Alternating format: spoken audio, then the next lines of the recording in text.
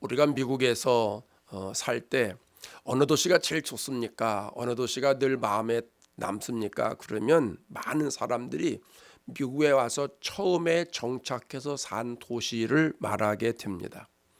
그러니까 LA에 처음으로 정착한 사람들은 LA가 가장 좋은 도시 중에 하나고요. 뉴욕에 처음으로 정착한 사람들은 이제 뉴욕이 자기에게는 굉장히 좋은 도시입니다.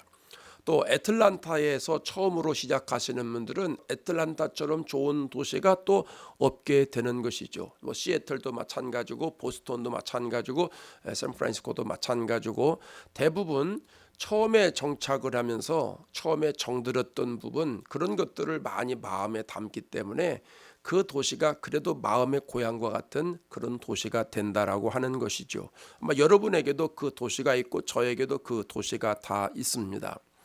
사도 바울은 에베소 교회에 대해서 남다른 애착이 있었다라고 하는 거예요. 왜냐하면 사도 바울이 에베소에서 가장 오랜 시간 목회를 했습니다. 3년 동안 목회를 했고 또 두란노손이라는 곳에서 2년 동안 매일같이 가서 말씀을 가르치고 한 곳이기 때문에 어느 때보다도 1차 전도, 2차 전도, 3차 전도를 다니면서 에베소 교회처럼 그렇게 많은 은혜를 나누고 또 그곳에 정착하면서 많은 이들에게 복음을 증거하고 한 그것을 잊을 수가 없는 곳입니다. 그래서 사도행전 20장을 보면 드로아에서 밀레도를 거쳐서 예루살렘으로 가게 될 때에 시간이 없어가지고 자기가 그렇게 많이 정들었고 애틋하고 사랑했던 그런 에베소에 가지 못하는 안타까움이 있어서 밀레도에서 사람을 보내서 그 에베소의 장로들을 오게 합니다. 그리고 그곳에서 유언과 같은 설교를 하게 됩니다. 굉장히 중요한 설교고 우리들에게도 아주 은혜가 되기 때문에 이 설교를 지금 계속 보고 있습니다. 계속 반복해 말씀을 드리지만 여기에 나오는 장로는 오늘날 교회에 직제로 되어 있는 장로 직분을 말하는 것이 아니라 교회의 모든 리더들을 말한다라고 할 수 있습니다. 28절에서 감독자다라고 표현을 했는데 교회의 대표되는 사람이다. 뭐 이렇게 우리가 설명을 해도 괜찮고요. 28절만 가지고 보면 교회 담임 목사다 이렇게 생각해도 틀리지 않습니다. 근데 저는 오늘 이 장로나 감독자를 오늘날의 목사를 포함해서 교회의 모든 리더들을 다 포함한다 이렇게 저는 생각하기도 합니다. 그래서 오늘 본문의 말씀을 보면 오늘 우리 모든 사람들에게 해당되는 말씀이다라고 하는 것이죠. 그래서 20장에 나오는 바울의 설교를 저는 과거, 현재, 미래로 분류를 했었습니다. 그래서 처음에 나오는 설교 19절부터 21절까지는 에베소에서 어떻게 목회를 하면서 전도했는지 이것에 대한 말씀을 하고 있고 22절부터 28절까지는 현재, 그래서 지금 성령께서 나에게 예루살렘에 가면 환난과 결박이 기다리고 있다라고 하는 것을 알게 해주셨는데 사도 바울은 그의 마음속에 그걸 피하지 않고 예루살렘의 결박과 환난이 기다리고 있다고 해도 내가 예수님으로부터 받은 사명을 거기 가서도 감당하겠다. 내가 이 주님으로부터 받은 이 사명을 감당하는데 내 목숨을 아깝지 않게 난 목숨 걸고라도 그 사명 감당하겠다. 이렇게 이야기한 것을 보게 됩니다. 그게 지난주에 우리가 봤던 말씀입니다. 오늘 우리가 읽은 말씀은 29절부터 35절에 가면 29절부터 35절까지인데 여기는 사도 바울이 떠난 뒤에 에베소 교회에 일어날 일들을 설명하는데 마치 예언처럼 설명하는 것을 보게 됩니다. 그것을 우리가 보도록 하겠습니다. 자, 29절 한번 다시 볼까요? 29절 내가 떠난 후에 이 말이 이 사도 바울이 이제 예루살렘으로 간 뒤에 이제 그런 얘기입니다. 내가 떠난 후에 사나운 이리가 여러분에게 들어와서 그 양떼를 아끼지 아니하며. 자, 누가 들어온다고 그랬어요? 사나운 이리가 들어온다 그랬어요. 바깥에서 들어오는 걸 말하는 거예요. 이걸 거짓 선지자를 말하는 것이잖아요. 그러니까 외부에서 거짓 선지자들이 들어와서 성도들을 미혹할 것이다. 그 얘기예요. 여러분에게 들어와서 그 양떼를 아끼지 않는다라는 말이 미혹한다 그런 이야기입니다. 그럼 거짓 선지자들이 에베소 교회에 들어와 가지고 에베소에 있는 성도들의 영혼을 다 황폐화시킨다 이런 말 아니겠습니까? 이 본문의 말씀을 통해서 우리가 다시 한번 기억해야 되는 것은 신앙생활은 영적 생활이라는 걸 우리가 잊으면 안 됩니다. 이건 취미생활이 아닙니다. 그냥 교회에 다니면서 또 교양을 쌓기 위해서 뭐 말씀을 듣고 이런 것이 아닙니다.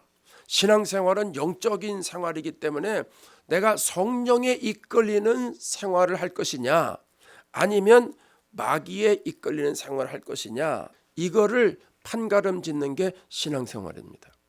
그러니까 여러분, 마귀가 가장 강력하게 많이 역사하는 곳이 어디냐 하면 교회입니다. 교회는 성령도 역사하지만 마귀도 역사합니다. 그래서 교회의 의견이 분분한 것이고 교회에 분쟁이 생기는 것이고 교회가 복잡한 거예요. 마귀는요, 교회만 무너뜨리면 임무완수하는 거예요. 교회 공동체만 흐트러 버리면 마귀는 할렐루야, 마귀가 할렐루야 하지는 않겠죠. 그러니까 교회가 무너지면 마귀는 그렇게 좋아한단 말입니다.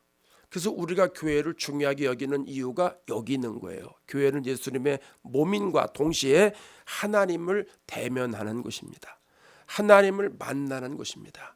우리의 죄를 용서받는 현장입니다. 또 성령의 은혜를 충만히 받는 곳이 바로 교회입니다. 그래서 교회를 우리는 사수해야 됩니다. 교회를 은혜롭게 만들어야 됩니다. 마귀가 틈타지 못하도록 우리가 미연에 방지해야 됩니다. 그리고 마귀 역사들 다 예수의 이름으로 쫓아내야 될 줄로 믿습니다. 예수님께서 예루살렘 성전이 무너질 것이라는 것을 예언하시잖아요. 돌 하나도 돌 위에 남기지 않을 것이다. 그런 날이 올 것이다. 이러니까 제자들이 물어요. 어느 때 이런 일이 일어나겠습니까? 어느 때? 그러면 세상 끝날에는 어떤 징조가 있겠습니까? 이렇게 물어보니까 예수님이 이렇게 대답을 하셨어요. 마태복음 24장 4절 5절에 가면 예수께서 대답하여 이르시되 너희가 사람의 미혹을 받지 않도록 주의하라. 사람의 미혹을 받지 않도록 주의하라는 거예요. 많은 사람이 내 이름으로 와서 이르되 나는 그리스도라 하여 많은 사람이 미혹하리라 그랬습니다. 양의 탈을 쓰고 오는 이리가 있다, 그런 말이에요. 내가 예수님이다, 내가 구세주다, 내가 예수다라는 사람이 생겨난다는 거예요. 근데 여러분, 요즘에 그런 사람이 많이 생겨나지 않았습니까? 전 세계적으로도 많지만 우리 한국으로 보면 한국에 자기가 하나님이다라고 하는 사람들이 20여 명이나 된답니다. 또 자칭 구세주다, 내가 메시아다, 내가 재림주다 하는 사람이 50여 명이나 된다고 합니다. 또 이단들에 속해 있는 신도들이 200~300만 정도로 추정이 된다고 합니다. 적은 숫자가 아닙니다. 우리나라의 대표적인 이단, 요즘 아주 왕성하게 활동하는 이단이 신천지 아시죠? 이만희가 교주인데 90이 넘었는데 교리가 계속 바뀌어요. 14만 4천 명이 천국 간다고 그러고 14만 4천 명이 넘으니까 또 교리가 바뀌고, 이거 엉터리인데 미혹의 영에 한번 빠지면 헤어나지 못합니다. 틀리는데도 틀린다고 생각 안 하고 계속 따라갑니다. 또 여러분 그런 말 들어보셨어요? 하나님 어머니 안상홍 증인의 버젓이 이단 활동을 합니다. 구원파, 안식교, 몰몬교, 여호와 증인, 뭐 기독교 복음 선교회, 뭐 JMS라고 그러나요? 그 정명석 씨. 요새 이제 하도 교인들을 많이 건드려 가지고 여대생들 건드려 지금 깜빵 가 있잖아요. 아주 못된 놈이에요. 이런 여러 그 이단들이 지금 한국 교회 안에 들어와 있습니다. 우리는 가만히 보면 우리는 정통교단이야, 뭐 감리교야, 장로교야, 순복음이야, 침례교야, 우린 정통교단이니까 괜찮아, 안전해. 안전하긴 해요. 그래서 우리가 정통교단을 다니는 거예요. 정통교단이 아무것도 아닌 것 같지만 아무것도 아닌 게 다른 사람들이 어쨌든 다 인정해주는 교단입니다. 그런 교단을 다니는 게 중요한 겁니다. 그런데 그 교단에 다니면서도 우리가 정신을 바짝 차려야 되는데 교회 안에서도 미혹을 받을 수 있다라는 거예요. 그럼 누구에게 미혹을 받아요? 교회 안에 거짓 선지자가 누구예요? 담임 목사지 누구예요? 교회 안에 그리스도의 말씀을 올바로 전하지 않는 목사들은 다 거짓 선지자예요. 거짓 사도들이에요. 오늘날 정통 교단난 이런 사람들이 제가 보기엔 많이 있어요. 저도 거기에 포함되는지 몰라요. 그 정신 바짝 차리고 있는 거예요. 나중에 하나님부터 심판받아요. 영원한 멸망에 들어가게 돼요. 마가복음 13장 22절에 예수님이 이런 말씀을 하셨어요. 거짓 그리스도인들과 거짓 선자들이 일어나서 그들이 하는 일이 있어요. 이적과 기사를 행하여 할 수만 있으면 택하신 백성을 미혹해 하려 하리라. 이적과 기사, 신유의 은사 이런 것만 강조하면 위험한 거예요. 여러분, 기독교는 말씀의 종교지요. 아멘 되세요? 기독교는 말씀의 종교예요. 왜요? 하나님이 말씀이시기 때문에. 말씀이 육신이 되어 이 땅에 오셨어요. 하나님이신 분이 이 땅에 예수님으로 오셨어요. 그래서 예수님이 뭐라고 그러셨냐면 내가 이런 말이 영이요 생명이라. 그래서 우리는 하나님을 어떻게 모시냐면 말씀을 통해서 깨닫고 말씀을 통해서 우리가 모십니다. 하나님이 어떤 분인지 말씀에다 나와 있습니다. 그래서 내가 말씀을 어떻게 대하느냐는 하나님을 어떻게 대하느냐와 연결되어 있는 거예요. 그래서 성경을 계속 읽어야 된다라고 제가 강조하는 이유가 여기 있는 거예요. 교회를 다니면서도 말씀을 보면서도 설교할 때 본문을 쭉 해놓고선 자꾸 딴소리하는 목사님들 있죠. 본문 설교 안 하고 성경 얘기 안 하고 예수님 얘기 안 하고 자꾸 정치 얘기하고 경제 얘기하고 잘 사는 얘기하고 돈 버는 얘기하고 증권 얘기하고 별의별 얘기 다 하는 사람들 있죠. 어디 여행 갔다니까 거기 어디가 좋더라 무슨 뭐 같이 마치 자기가 무슨 여행사 가이드처럼 이렇게 이런 설교하는 강단들이요 얼마나 많은지 몰라요. 여러분 안 가보셨으니까 몰라서 그렇지 그게 좋은 거예요. 안 가보신 게. 듣기 좋은 설교하는 교회들, 번영 설교, 아주 구체적으로 말하면 십자가 설교, 구원 설교, 회개 설교, 거듭남 설교, 성령 설교, 부활에 대한 설교가 없는 교회들, 이거 위험한 거예요. 교회는 기독교 핵심이 뭐예요? 십자가예요, 부활이에요, 구원이에요, 회개예요, 거듭남이에요, 성령이에요. 기독교에 이 단어 빼놓으면 뭐 있어요? 없잖아요. 이런 걸 설교를 하는 거죠. 그런 설교를 해야 교인들의 영혼이 살아요. 그 설교를 들어야 내 영혼이 사는 거예요. 근데 이단 거짓 선지자들은 어떻게 해요? 목사라고는 타이틀을 가지고 이상한 설교를 하지 않습니까? 그러니까 거기에 넘어가는 사람들이 많이 있어요. 그냥 예화만 그냥 왕창 하는 설교도 있고 말이죠. 듣기 좋은 설교만 해가지고 교인들 그냥 편안하게 해준다고 그러고 육신의 편안함은 뭐합니까? 영혼이 편안해야죠. 그렇잖아요. 영혼이 편안해야죠. 그래서 우리도 정신 바짝 차려야 되고 저도 정신 바짝 차리는 이유가 거기 있는 거예요. 제가 정신 안 차리면요 저도 적그리스도가 될 수가 있고 저도 거짓 선지자가 될 수가 있어요. 그러면 여러분 나도 모르는 사이에 여러분도 그렇게 될 가능성이 많어. 그럼 내가 여러분을 다 지옥으로 끌고 가는 사람이 되는 거예요. 심판대 가서 얼마나 하나님에 두드려 맞겠습니까? 실컷 두드려 맞고 지옥 보낼 거리 아마. 이게 교회의 영적 지도자들이 설교자들이 너무너무 이 정신 바짝 차려야 됩니다. 그러니까 그렇게 하려고 이제 성경 중심으로 설교하려고 제 나름대로는 이제 애를 쓰는데 여러분도 아무 설교나 막 듣지 마세요. 인터넷 들어가 가지고 유튜브 들어가서 요즘은 설교가 홍수를 이루는 시대인데 유명하다고 그래서 막 듣고 아니 여러분 그거 조심해야 됩니다. 다른 목사님들의 설교를 많이 듣는 거 중요합니다. 저는 그거 다 오픈합니다. 여러분과 많이 설교 들으세요. 그러나 그 설교에 지금 말씀드렸던 이런 게 십자가도 없고 구원도 없고 회개하라는 말도 안 하고 좁은 길도 얘기도 안 하고 성령도 안 하고 부활의 신앙도 얘기 안 하고 예수님 재림한다 이런 설교도 안 하고 그런 설교 안 하면요 그 유튜브 들어가지 마세요. 내용은 다 죽어요. 우리가 정신을 바짝 차려야 됩니다. 그래서 바울이 떠난 이후에 에베소 교회에 이런 일이 일어날 것이다. 예언같이 얘기를 합니다. 또 어떤 일이 일어날 거냐면 30절에 보세요. 30절 또한 여러분 중에서도 자 여러분 다시 보세요. 여러분 중에서도 여러분이 누구예요?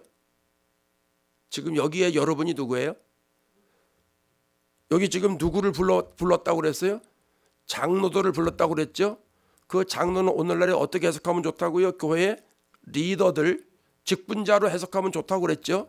담임 목사를 포함해서 교회의 직분자들을 다 포함하면 됩니다. 그러면 저기서 여러분 중에서도라는 말은 우리들 중에서도 이런 말이죠. 그렇죠?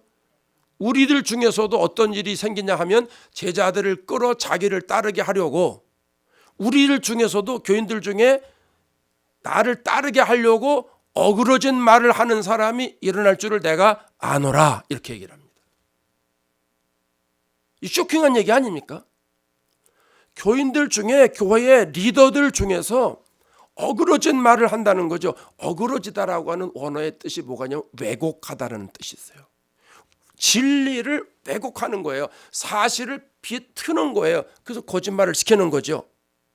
거짓말을 시켜서 교회 공동체를 흔드는 거죠. 그래서 자기 말에 동조하는 사람을 만든다는 거예요. 그러니까 쪽파 양파를 만든다 그 말이에요. 무슨 자꾸 파를 만들어. 그 자꾸 만나 자기들끼리. 교인들 몰래 자기들끼리 만나가지고 자꾸 거기서 뭘 상의하고 교회가 이러면 되냐 자꾸 교회를 비판하고 어떤 장로님 이러면 되냐 어떤 권사님 이러면 되냐 뭐 목사가 그러면 되냐 자꾸 교회 바깥에서 자기들끼리 모여서 이렇게 자꾸 얘기를 자꾸 합니다. 이런 걸 얘기를 하는 거예요. 교회 안에서도 사람들이 자기를 따르게 하려고 어그러진 말을 한다라고 하는 것이죠. 그러면요 교회 공동체는 나중에 흔들리게 되어 있습니다. 그런 사람들이 한 그룹만 있어도 흔들리고 두 그룹 있으면 큰일 나는 거죠. 사람들이 왜 자꾸 이렇게 왜곡하는 말을 하느냐 하면 거기에 내면에는 자기를 드러내기 위해서입니다.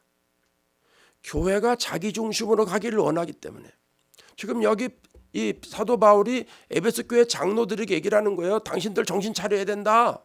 당신들 정신 안 차리면 당신들이 교인들 그룹을 만들어서 나를 따르게 하려고 어그러진 말을 할 거다. 그러니까 이런 일이 일어날 줄을 내가 안다. 그러니까 정신 차려라. 이게 그 얘기거든요. 이 말이 에베소 교회만 있는 게 아니고 오늘날에도 보면 많이 있지 않습니까? 여러분 그동안 신앙생활하면서 한 교회만 다닌 건 아니잖아요. 여러 교회 다니면서 또 듣는 것도 있고 보면 이런 일들이 현실화되는 교회들이 많이 있지 않습니까? 교인들이 어그러진 말을 하는 사람들이 의외로 많이 있습니다. 그러니까 거짓말하는 사람들, 사실을 왜곡하는 사람들이 참 많이 있습니다. 근데 저는 감사하게도 그런 걸 많이 경험을 안 해봐가지고 그게 얼마나 감사한지 몰라요.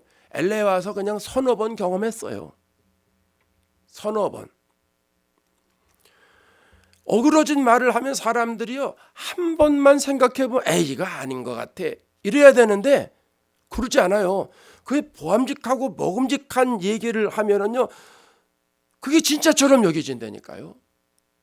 그리고 가까운 사람이 얘기하면 그게 사실로 자기도 인정을 해요. 제가 한 가지 말씀드려볼까요? 여러분도 아는 얘기요. 우리 교회 말고 제가 전에 있을 때 팬데믹 기간에 SBA 론을 신청을 했더니 며칠 있다가 바로 나왔어요. 그래서 15만 불을 신청을 했더니 15만 불을 준다고 그래서 신청을 한 거예요. 그랬더니 아주 저금리로 해가지고 30년 동안 갚아도 된다고 해가지고 제가 소셜 넘버 하나만 넣고 주소 다 치고 했더니 그냥 돈이 나와. 야, 뭐 이런 데가 다 있나? 그때는 그랬어요. 엄청나게 돈이 쏟아져 나왔거든요. 얼마나 감사합니까? 그 교회 통장으로 그냥 그대로 쏙 들어왔습니다. 그런데 어떻게 소문이 나냐면 담임 목사가 커미션 먹었다. SBA 론 신청하면서 제가 들은 얘기예요. 간접적으로 교인 통해서 7,000불 먹었다. 네.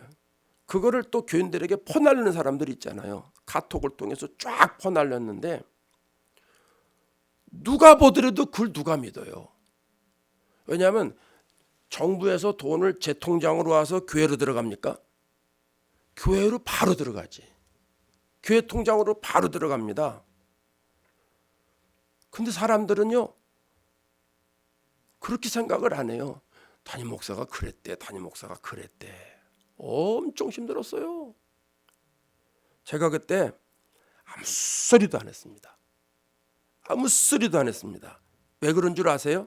마태복음 10장 22절에 이런 말씀을 해요. 예수님이 감추인 것이 드러나지 않을 것이 없고 숨은 것이 알려지지 않을 것이 없느니라. 시간이 지나가면 다 알게 돼 있어요. 여러분도 똑같으실 거예요. 교회에서 신앙생활 하실 때 억울한 말을 들어본 적 있죠? 나는 안 그런데 사람들이 나를 이렇게 틀어가지고 거짓말해가지고 나를 아주 그 궁지에 모는 사람들, 그런 사람들 있었을 거예요. 그래서 그냥 속이 터지고 분해가지고 그냥 막 입술이 바들바들 떨리고 잠을 못 자고 이럴 때가 한 번쯤은 있지 않았을까 싶은데, 하여간 그 강도는 좀 다르지만 그런 일들이 한 번쯤은 있을 거예요. 여러분도 경험하셨을 거예요. 근데 여러분, 앞으로 그런 일이 또 없다라고는 생각 안 하는데, 혹 있어도 내가 하나님 앞에 진실하고 내가 하나님 앞에 떳떳하면 대항해서 싸우지 마세요. 그런다고 일이 해결되는 게 아니에요. 오늘 본문의 말씀 있잖아요. 지금은 감추어져 가지고 잘 몰라요. 근데 때가 되면 다 드러나게 돼 있어요. 세상에 비밀이 어디 있어요? 세상에 비밀 없어요. 다 드러나게 돼요. 그리고 더 중요한 건 주님은 아시잖아요. 주님은 아세요. 그렇게 이겨나가는 거예요. 그래야지 교회가 바로 서는 거예요. 거기에 대항해서 나도 카톡질하고 그거 아니다, 이렇다 저렇다, 그 사람 잘못된 사람이다 이러면 교회 분쟁이 생겨요. 어려움 쳐야 돼요. 그럼 그 카톡방에 올린 사람들, 그 사람들은 교회 얼굴 못 들고 다녀요. 그 교회 더 이상 못 나와요. 딴 데로 갈 수밖에 없어요. 그거 안 되는 일 아닙니까? 그러니까 그 사람이 무슨 의도를 가지고 그렇게 했든 그냥 몰라서 그렇지, 내가 미웠나 보다, 내가 미웠나 보다, 그러고 그냥 기도하고 버티는 수밖에는 방법이 없는 거예요. 여러분, 우리가 되도록이면 그렇게 신앙생활 했으면 좋을 것 같습니다. 저 많이 힘들었어요. 그 이외에도 여러 건이 있는데 그거 뭐 누구나 일어날 수 있는 일이니까 그렇게 우리가 이겨나가면 좋지 않겠나. 우리 교회에서 어그러진 말을 하는 사람들 없기를 바랍니다. 우리는 축복의 언어를 사용하는 교회가 되었으면 좋겠습니다. 혹 그 사람이 어그러진 말을 해도 그 사람이 잘했든 못했든 그때 예수님을 믿는 사람이니까, 우리 교인이잖아요. 우리 교인이 안에서 그런다면 그냥 참고 기다리고 품어주고, 그래 내가 십자가 지지, 그렇게 지내면 좋을 것 같아요. 그럼 그 소리가 수그러 들어요. 근데 거기에 또 공범되는 사람들이 있어. 그걸 전달해 주는 사람들이 있어. 전달. 여기서 들었으면 그걸 다른 사람에게 전달을 해줘. 그러면 그게 또 퍼져요. 그 사람도 또 퍼져. 그럼 나중에 어떻게 되겠어요? 교회 공동체가 무너지는 거예요. 그럼 어떻게 신앙생활이 되겠느냐 하는 거죠. 그래서 우리 교회는 이거 명심해야 됩니다. 에베소 장로들에게 지금 사도 바울이 대놓고 얘기를 하는 거예요. 당신들이 그런 일 할 수 있는 사람들이니까 정신 차리라. 쉽게 번역하면 그 얘기거든요. 마귀에 속아서 그런 일을 하게 되는 것이죠. 그러면 그런 일들이 안 일어나기 위해서 어떻게 해야 되느냐? 이제 예방책이 있어야 될 것 아니겠어요? 사도 바울은 31절에 예방책을 얘기해 줍니다. 31절 볼까요? 그러므로 여러분이 일깨어 내가 3년이나 밤낮 쉬지 않고 눈물로 각 사람을 훈계하던 것을 기억하라. 3년 동안 목회했다고 그랬잖아요. 어떤 자세로 했냐면 눈물로 했다는 거예요. 밤낮 없이 눈물로 각 사람을 훈계했다라고 하는 거예요. 아주 쉽게 말하면 눈물을 흘리면서 기도하면서 목회했고, 눈물을 흘리면서 말씀을 가르치면서 훈계했다, 그런 얘기입니다. 여러분, 이 말씀을 통해서 우리가 깨닫는 것은요, 리더는 교회 공동체를 위해서 기도하는 사람이라는 겁니다. 우리는 기도하는 사람이에요. 교회가 건강한 교회는 리더들이 기도하는 사람이 많을 때 교회는 건강해지는 겁니다. 성도들의 믿음이 외부의 선지자들로부터 미혹받지 않도록 교회 리더들이 열심히 기도해야 됩니다. 또 교회 안에 어그러진 말을 통해서 믿음이 흔들리는 사람이 없도록 부지런히 기도해야 됩니다. 그래서 저와 여러분은 우리 교회 공동체를 위해서 기도하는 사명이 있는 줄로 믿으시기 바랍니다. 나를 위해서도 기도해야 됩니다. 내 영혼을 위해서도 기도해야 됩니다. 그리고 교회 공동체를 위해서 기도해야 됩니다. 교회 공동체에 마귀가 계속 미혹해서 흔들거든요. 그러니까 교인들이 거기에 쉽게 넘어갈 수 있어요. 그러니까 기도하는 사람들이 기도로 버티면 마귀가 공격을 못해요. 그리고 마귀가 역사를 해도 기도하는 사람들이 많으면 그들이 물러갈 수밖에 없는 거예요. 그래서 저와 여러분들이 교회를 위해서 기도해야 되는 거예요. 보세요. 기도하는 사람은요, 어그러진 말을 해요, 안 해요? 안 해요.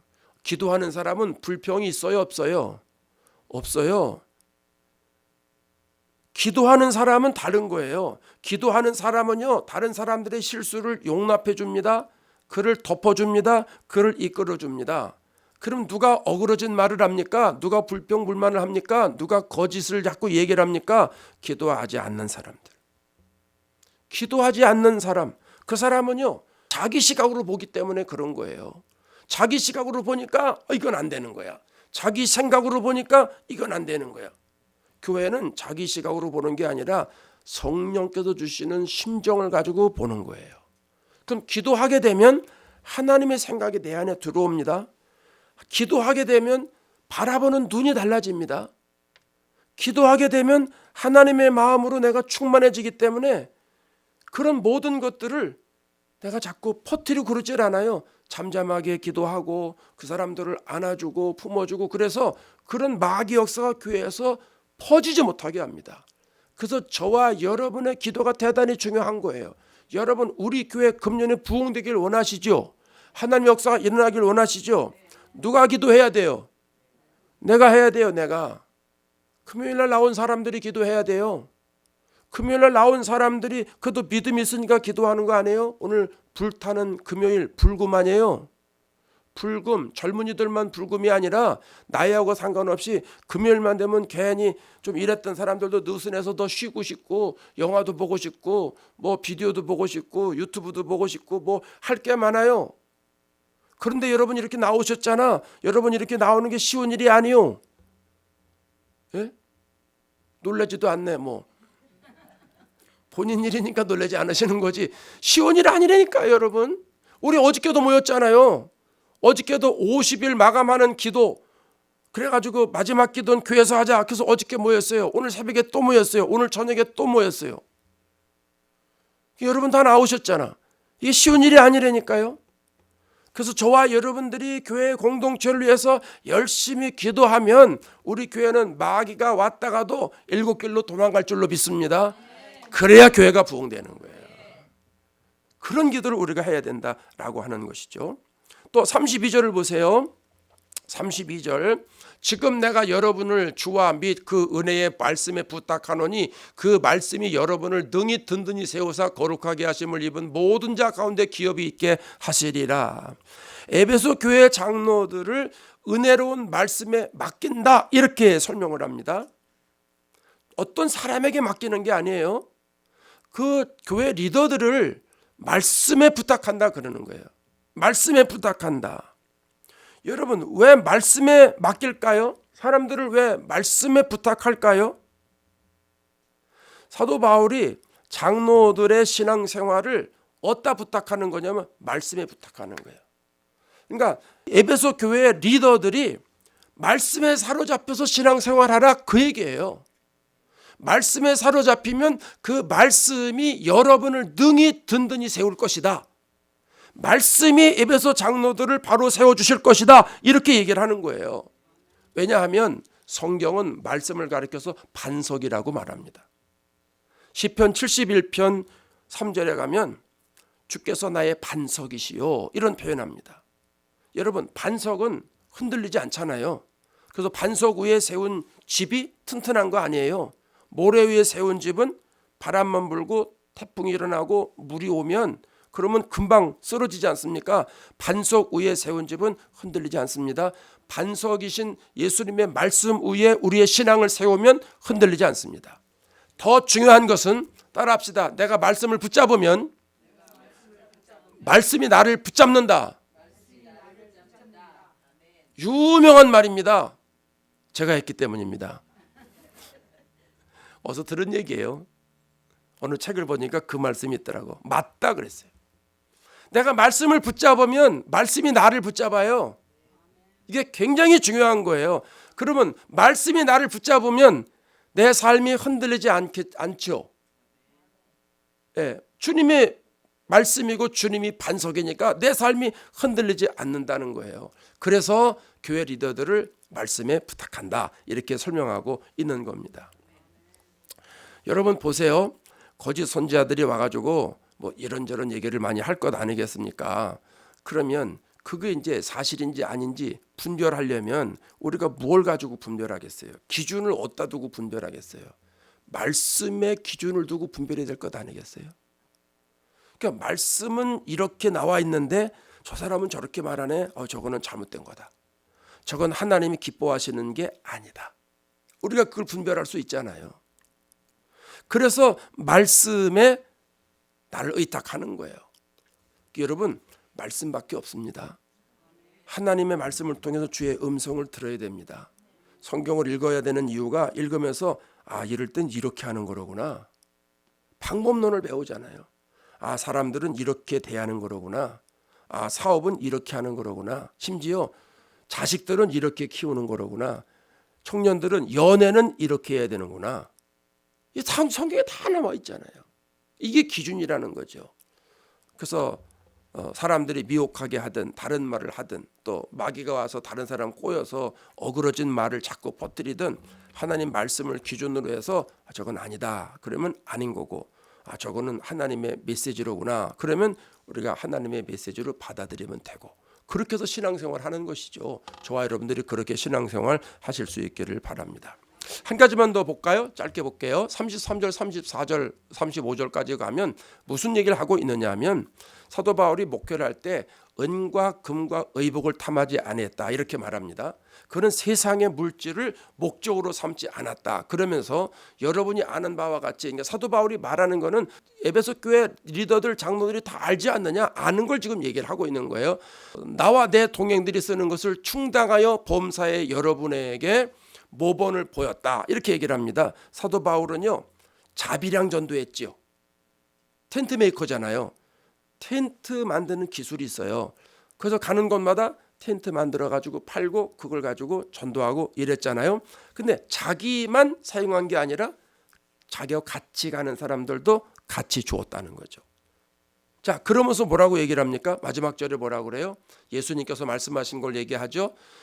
주는 것이 받는 것보다 복이 있다 하심을 기억하여야 할지니라. 그럼 여러분 우리는 어떻게 교회를 이끌어 가야 되겠습니까? 약한 사람들을 도와주는 역할을 해야 됩니다.